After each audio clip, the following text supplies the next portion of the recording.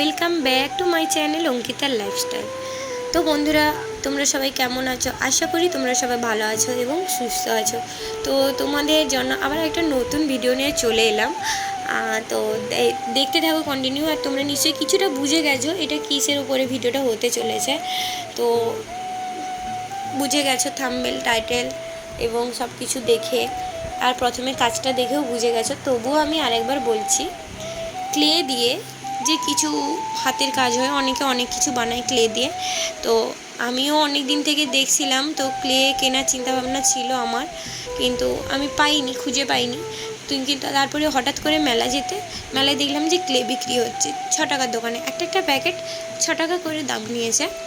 6 টাকার দোকানে বিক্রি হয়েছিল। আমি প্রায় 60 টাকার মতন আরও ক্লে কিনে নিয়ে এসেছি। এই যে দেখো, ঠিক মনে নেই, ওই 60-70-এর ভেতরে ক্লে কিনে নিয়ে এসেছি। একটা করে 6 টাকা প্যাকেট নিয়েছে, তোমাকে তো বললাম।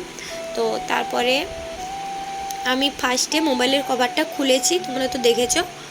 মোবাইলের কভারটা খোলার পরে আমি স্যানিটাইজার নিয়েছি, স্যানিটাইজার আর একটু তুলো। তো স্যানিটাইজারটা মোবাইলের কভারের উপরে দিয়ে তুলো দিয়ে ভালো করে পরিষ্কার করলাম, কারণ যে ধুলোবালিগুলো ঢোকে তো ওইগুলোই পরিষ্কার করে দিলাম।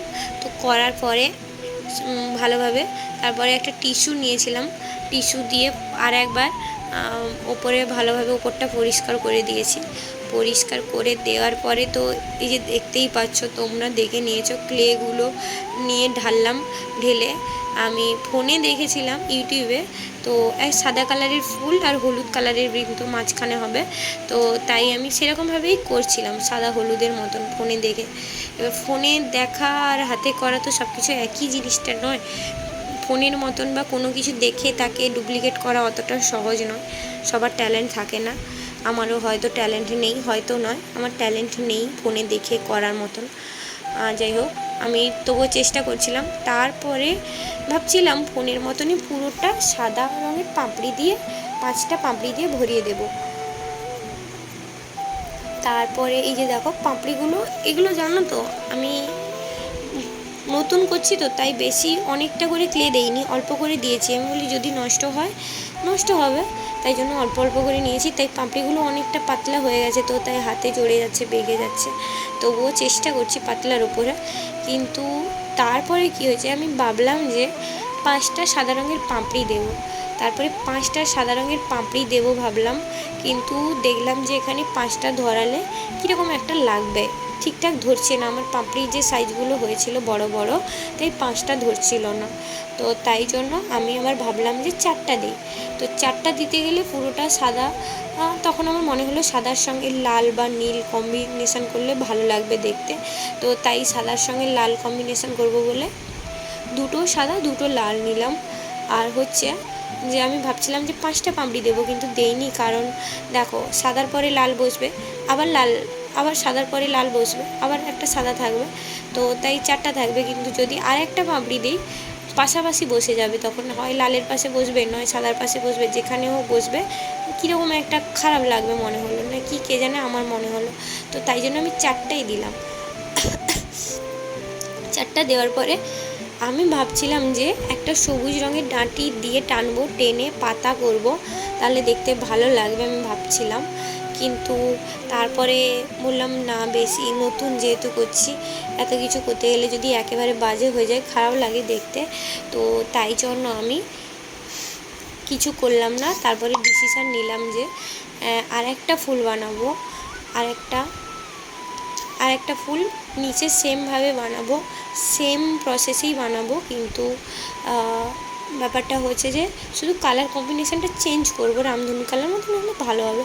তো নিচে যখন আমি কালার কম্বিনেশান চেঞ্জ করতে এলাম, তখন আমার মনে হলো যেন লাল আর নীলের সঙ্গে কম্বিনেশানটা ভালো লাগবে, বা সাদা আর নীল কালারটার কম্বিনেশানটা ফোটে ভালো। তো তাই ভাবছিলাম নীল আর লালই দেই। প্রথমে ভাবছিলাম যে নীলের সঙ্গে গোলাপি দেবো, ঠিক তো জানা নেই না, যেমন আইডিয়া করছিলাম, তো নীলের সঙ্গে গোলাপি দেবো বলে ভাবছিলাম। তারপরে বললাম না, লালই দেই, ভালো লাগবে, তো লালটা ফুটবে ভালো। তো তাই জন্য লাল 2টো নিলাম, নিয়ে সেম প্রসেসে গোল করে নিলাম, গোল করে পাপড়িগুলো করে নিচ্ছি আমি আস্তে আস্তে করে। এবার পাপড়িগুলো, এইবার নিচের ফুলটা জানো তো ঠিক মতন ভালো হয়নি, তোমরা শেষে দেখতে পারবে। উপরের ফুলটা তবুও একটু ঠিকঠাক হয়েছে, নিচের ফুলটা কেমন বেঁকে গেছে কেন জানো তো, আসলে চিটটা না, চিট তো এই চিটটা ডে নাইট চিটে আমি করেছি না, এই চিটটা ঠিক ভালোভাবে বসেনি বলতে আমার হাতেই লেগে যাচ্ছিলো। এবার হাতে চিট সব ক্লে লেগে গিয়ে ক্লেগুলো যে পাপড়ি করছিলাম ছিঁড়ে গিয়েছিলো। তো তাই জন্য নিচের পাপড়িগুলো ঠিকঠাক ভালো হয়নি, বেঁকে গেছে। তো তাই তারপরে মানে যা হয়েছে ঠিক আছে, কোনো ব্যাপার নয়। তারপরে ওই যে বসানোর পরে পুরোটা ফুটো ফুটো দিয়ে দিচ্ছি, একটু দেখতে ভালো লাগবে বলে একটা সুঁচ নিয়েছিলাম, সুঁচটা নিয়ে পুরোটা ফুটো ফুটো দিয়ে দিচ্ছি। তো অনেক বকে ফেললাম তোমাদের সঙ্গে, জানি না তোমরা রাগ করলে কি করলে জানি না। তবে ভিডিওটা যদি ভালো লাগে like comment and share and subscribe করে দিও। আর হচ্ছে যদি কোনো কিছু খারাপ লাগে আমাকে কমেন্ট করে জানিও, যদি ভালো লাগেও কমেন্ট করে জানিও। তো পুরো কভারটা তোমাদেরকে দেখাচ্ছি, একবার দেখে নাও কেমন হয়েছে। দেখো জিনিসটা কেমন হয়েছে আমাকে অবশ্যই তোমরা কমেন্ট করে জানিও কিন্তু।